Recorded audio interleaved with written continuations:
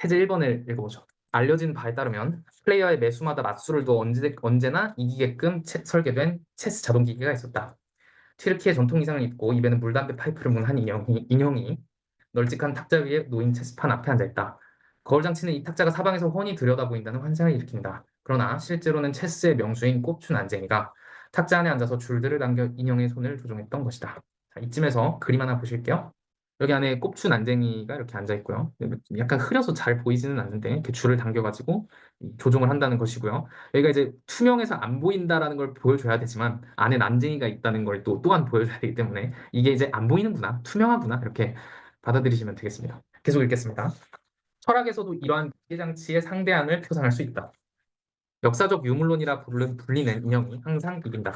오늘날 어떻게든 그 모습을 드러내서는 안 되는 왜소하고 추한 신학을 고용한다면 그것은 역사적 유물론은 그 누구의 도전에도 어려움 없이 응할 수 있다. 자, 일단 이 태제 1번에서 이미 드러나 있는 이 텍스트의 상호 모순 두 가지 축에 대해서 이야기해 보겠습니다. 첫 번째는 역사적 유물론입니다. 이 역사적 유물론이라는 건 마르크스주의의 역사 관점입니다. 역사를 보는 마르크스주의자들의 세계관이에요. 그런데 여기 뭐가 있죠? 또 신학이라는 게 있죠. 이 두 개가 왜 성립 불가능한지에 대해서 말크스주의에 대해서 익숙하신 분들은 이미 알고 계시겠지만 간단하게 설명을 곁들여 보겠습니다. 주제하다시피 마르크스는 종교를 인민의 아편이라고 비난한 바 있습니다. 그의 관점에서 보자면 종교는 사람들에게 현실의 고통을 견디게 해서 사회적이고 경제적인 불평등에 대한 비판이나 반항을 막는 역할을 합니다. 게다가 종교가 지배계급의 이익을 보호하는 도구로 작용한다라는 것이 더 큰 문제입니다.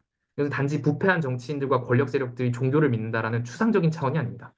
종교, 특히 그리스도교는 가난한 사람들에게 이 세상에서의 고통은 불가피한 것이지만 그를 통해 천국에서 보상을 받을 것이라고 가르침으로써 사람들이 이 현 세상의 불평등을 그대로 받아들이도록 유도한다고 마르크스는 주장했습니다. 즉, 종교, 특히 기독교는 그 교리 자체로 사회적 억압과 착취의 구조를 강화하고 재생산하고 유지한다라는 역할을 한다는 것입니다. 하여 종교는 그 교리의 본질상 지배계급의 이데올로기적 도구가 됩니다. 봉건 사회에서는 왕과 교회가 함께 사회적 질서를 정당화했다는 사실을 여러분들도 알고 계실 겁니다. 그래서 마르크스가 구상한 이상사회에서 종교는 종말을 맞은 뒤입니다. 그는 그 유명한 종교의 끝이라는 말을 동원해서 이제 종교가 없어진 사회를 예견합니다. 각성한 인간들은 그들이 정말 각성했다면 고통을 위로할 필요가 없습니다. 왜? 그들에게 가난과 고통은 이제 하늘의 뜻이나 시험으로 이해되는 것이 아니라 자신의 삶을 옭아매는 구체적인 과제로 인식되는 것입니다. 그리고 그들은 직접 자신의 현실을 변화시키고 조건을 개선할 수 있는 능력을 갖게 될 것이기 때문에 종교는 종언을 구할 수밖에 없다는 겁니다. 그런데 베냐민은요, 말크스주의자거든요.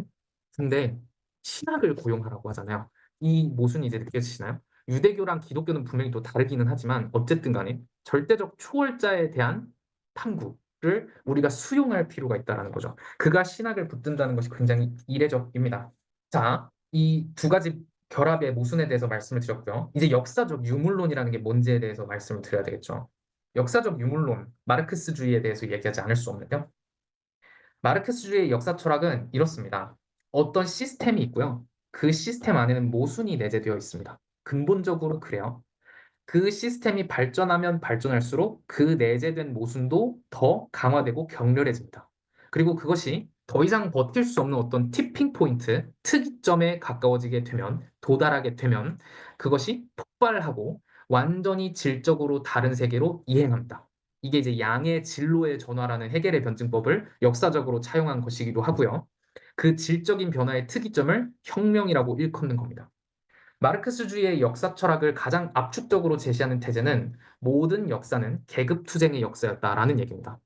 이 역사라는 것 자체가 모순된 어떤 시스템 안에 내부 투쟁으로 구성되어 있어서 끊임없이 폭발하고 재구성되고 폭발하고 재구성될 수밖에 없다라는 겁니다. 마르크스가 이렇게 역사를 보는 관점은 믿음이나 어떤 요청이나 이념의 차원이 아니에요. 마르크스는 자기의 역사관이 과학적이라고 여겼습니다. 여러분, 물을 끓이잖아요. 99도에 슬슬 가까워지고 있어요. 100도에 가려고 해요. 그럼 우리는 알아요. 뭐가 될 거라는 걸? 수증기가 될 거라는 걸. 질적으로 다른 상으로 상변화할 거라는 걸 압니다. 이게 믿음인가요? 아니요. 알미예요. 과학적 알미고 인식입니다. 사회의 발전에 대한 예측도 마르크스는 과학적인 인식이지 종교적인 요청이라고 생각하지 않았습니다.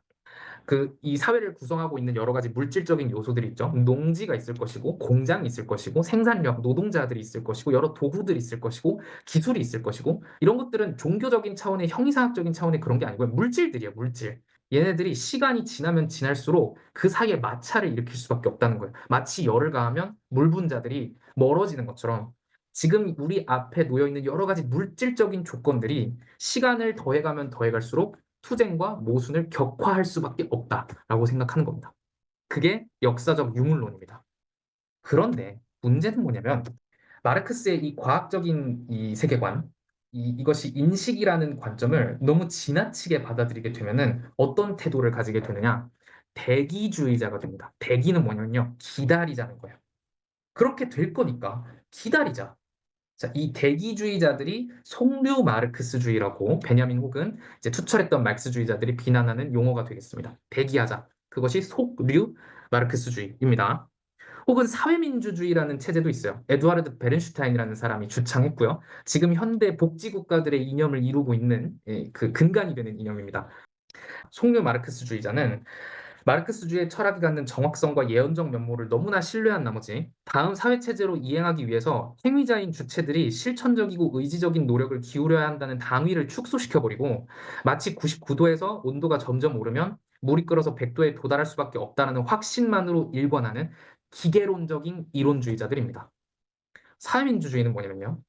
이들은 더 보수적인데요. 심지어 이들은 공산주의 사회로의 이행 자체를 회의하기도 합니다. 좀 온건한 사회민주주의자들은요, 오긴 올 텐데, 아직 자본주의가 무르익을 대로 무르익지 못해서 폭발의 그 순간에 못 왔다. 그러니 자본주의를 강화시키고 장려하고 재생산하는 게 중요하다. 되게 모순적이지 않나요?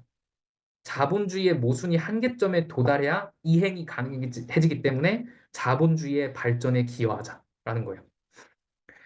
그러나 물론 사회민주주의자들이 이렇게 그냥 단순히 자신의 위선을 눈 감고 지나간 사람들은 아니었기 때문에 그 과정에서 발생하는 노동자와 인민들의 괴로움, 구조에서 발생하는 모순과 고통을 두고만 볼 수는 없다고 생각했어요. 그들이 그래서 고안해낸 게 뭐냐면 복지입니다. 복지. 이들을 돌보는 시스템을 자본주의가 갖추자. 이게 복지국가의 이념의 근간입니다. 그러나 그 가운데에서는 그때가 온다, 질적인 변화의 다음 체제가 있다라는 마르크스의 핵심적인 전망이 완전히 거세되어 있습니다. 이들은 은밀하게 질적인 변화는 가능하지 않으며 99도에서 물을 아무리 끓여도 수증기가 되지 않는다라고 생각하고 있는 겁니다. 그러니 영원히 99도에서 중탕되어 끓어 죽는 인간들을 위해서 긴급한 얼음 조각들을 넣어주는 일들에만 골몰하는 것 아니겠습니까? 그러면 점점 더 많은 인간들이 얼음 조각 덕분에 간신히나마 살게 될 것이고 뭐 더 좋다면 물의 온도도 전반적으로 낮아져서 이 팔팔 끓고 있는 냄비 안에서도 나름대로 견딜만 하고 나름대로 살만하게 지낼 수 있을 것이라고 생각하는 것이죠. 그러나 관건은 마르크스가 정작 얘기한 것은 물의 온도를 낮추는 것이 아니에요.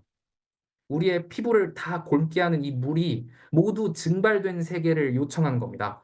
우리가 다 삶겨 죽고 가라앉아 죽는 그 물들의 바깥에서 마음껏 움직이는 인간들의 자유로운 춤을 기억하라는 거예요. 그렇기 때문에 사회민주주의도 베냐민과 대부분의 당시의 서구 마르크스주의 사상가들에게 사회민주주의는 사실상 자본주의의 최신화된 이념에 불과했습니다. 자, 그래서 역사적 유물론이라는 게 그 자체로 있으면 너무 위험하다는 거예요. 역사적 유물론 그 자체는 뭐에 불과하죠? 자동 기계에 불과해요. 영혼이 없어요. 영혼이. 사람들의 의지적이고 실천적인 노력을 촉발시키는 더 이상 과학적인 이론이나 증거로서 증명될 수 없는 나의 의지, 이런 이념적이고 신학적인 차원들이 거세된 자동기계적 과학 이론으로서의 역사적 유물론은 기계일 뿐이라는 거예요. 그 안에 누가 들어가 앉아 있어야 되죠? 무언가를 믿는 인간의 형상이 들어가 있어야 된다는 거예요.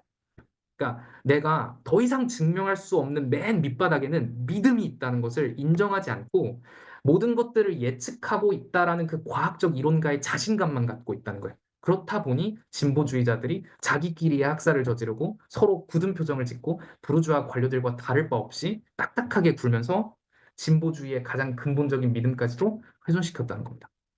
그 얼굴이, 영혼이, 표정이 신학입니다. 난쟁이 꼽주예요. 자, 이번에는 신학의 편에서 이야기해 보겠습니다. 기계론적인 역사적 유물론만으로는 안 됩니다. 신학이 필요해요. 그러면 신학은요? 신학 그 자체로만 있으면 되나요? 혹은 기계론적으로 보이는 유물론적 역사관, 역사적 유물론이 신학에 봉사하는 것입니까? 그렇지 않습니다. 이런 구절을 읽어보죠. 오늘날 어떻게든 그 모습을 드러내서는 안 되는 왜소하고 추한 신학을 고용하라고 되어 있어요. 그러니까 신학도 의존적인 거예요. 역사적 유물론의 고용을 기다려야 한다는 겁니다. 그 자체로는 어때요? 왜소하고 추해요. 그래서 숨어 있어야만 해요.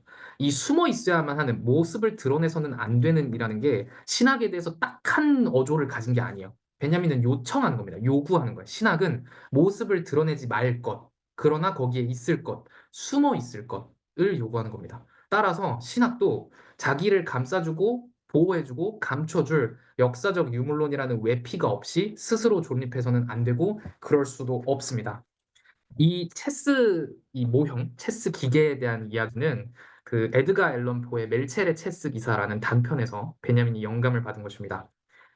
에드가 앨런 포가 거기서 뭐라 그러냐면요. 자동 기계의 작동이 다른 사물이 아닌 정신에 의해 조절된다는 것은 완전히 틀림없다라고 이야기합니다. 이걸 가져오죠. 그런데 여기에서 그치지 않습니다. 정신에 의해서 조절된다는 특성만 가진 게 아니에요. 신학이 거꾸로 역사적 유물론에 봉사해야 된다는 얘기를 베냐민은 하고 싶습니다. 그래서 파사젠베르크 관련 노트에서 이런 얘기를 합니다. 내 사유가 신학에 대해 갖는 관계는 앞지가 잉크에 대해 갖는 관계와 같다. 이 앞지는 잉크를 흠뻑 빨아들인 상태이다. 하지만 그 사유가 앞지와 같을 경우 글로 쓰인 것은 아무것도 남아있지 못할 것이다. 라는 얘기예요. 그러니까 흔적이 있되 흔적으로만 남아있는 것. 비가시적으로 현존하는 이미지. 그렇게 있어야 된다는 거예요. 신학과 유물론의 관계는 따라서 변증법적인 상보성을 가진다라고 이야기할 수 있을 겁니다. 이를테면 주인과 하인이라는 건 대립되는 개념이죠. 주인과 노예라는 거. 그러니까 우리는 흔히 생각하기를 노예라는 게 주인에 종속되어 있다라고 일면적으로만 생각해요. 그러나 종속과 상호 의존은 항상 동시적으로 발생하는 겁니다. 하인의 인정, 하인의 복종이 없으면 주인은 주인 행세를 할 수가 없습니다. 그래서 내밀한 곳에서는 주인은 하인의 인정을 요구하게 되고 인정을 바라게 되고 그들에게 요청할 수밖에 없게 됩니다. 주인이 하인에게 종속되어 있는 것이죠. 즉 신학과 역사적 유물론은 주인과 하인을 번갈아 가면서 맡고 서로의 주인이자 서로의 하인이며 서로를 필요로 한다라는 얘기입니다.